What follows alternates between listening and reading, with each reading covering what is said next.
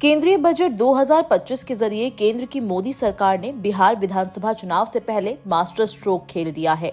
बिहार को खाद्य प्रसंस्करण संस्थान और मखाना बोर्ड का तोहफा दिया गया। बिहार में साल के अंत में विधानसभा चुनाव होने हैं। बजट में बिहार का खास ख्याल कर केंद्र सरकार ने एक राजनीतिक संदेश भी दिया है।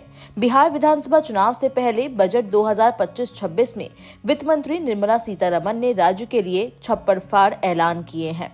वित्त मंत्री निर्मला सीतारमण ने बिहार विधानसभा चुनाव 2025 से पहले बजट 2025-26 में बिहार के लिए कई बड़े ऐलान किए। इनमें मखाना बोर्ड की स्थापना, पटना IIT का विस्तार, नए एयरपोर्ट और बाढ़ से बचाव के लिए योजनाएं शामिल है। आइए जानते हैं इस बजट में बिहार को क्या क्या मिला है। बिहार में मखाना की खेती करने वाले किसानों को बड़ी राहत मिली है।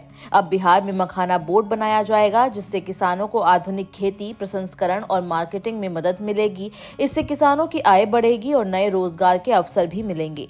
बजट में बिहार के किसानों के लिए मखाना बोर्ड का ऐलान किया गया है। केंद्रीय वित्त मंत्री के ये ऐलान से बिहार के मखाना किसानों को राहत पहुंचेगी।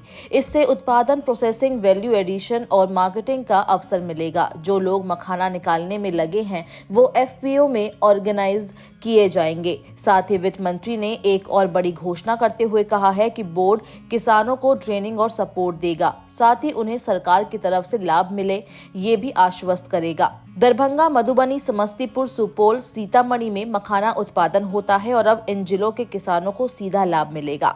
वित्त मंत्री निर्मला सीतारमण ने अपने भाषण में साफ कर दिया है कि बिहार में नए ग्रीनफील्ड एयरपोर्ट का निर्माण किया जाएगा।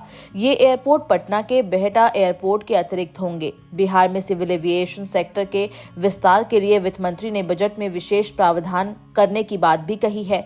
वित्त मंत्री निर्मला सीतारमण ने बजट में उड़ान स्कीम के तहत नए एयरपोर्ट के निर्माण के साथ बंद पड़े एयरपोर्ट के जीर्णोद्धार की बात भी कही है। उन्होंने बताया कि उड़ान स्कीम के तहत बीते वित्तीय वर्ष में करीब 1.5 करोड़ लोगों ने हवाई यात्रा की थी। वित्त मंत्री निर्मला सीतारमण ने कहा कि सरकार का लक्ष्य है कि इस संख्या को 4 करोड़ तक पहुंचाया जा सके। उड़ान स्कीम के विस्तार के लिए वित्त मंत्री ने 120 नए गंतव्यों के बीच एयर कनेक्टिविटी उपलब्ध कराने की बात भी कही है।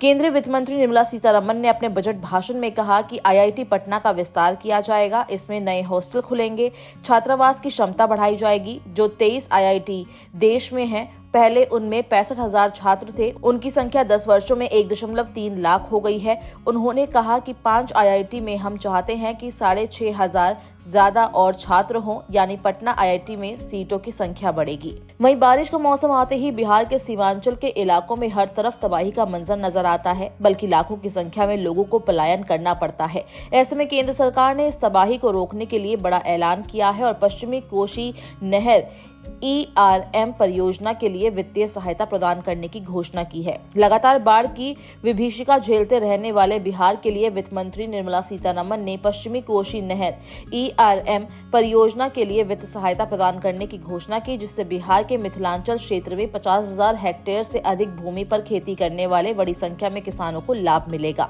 राष्ट्रीय स्तर पर लघु एवं सीमांत किसानों के लिए KCC की लोन सीमा में वृद्धि का फायदा बिहार के किसान भी उठाएंगे। बिहार में अभी 40 लाख से अधिक किसानों के पास KCC है। उन्हें सस्ती दर पर ऋण मिल सकेगा, जिससे खेती संबंधी समस्याओं का समाधान हो पाएगा।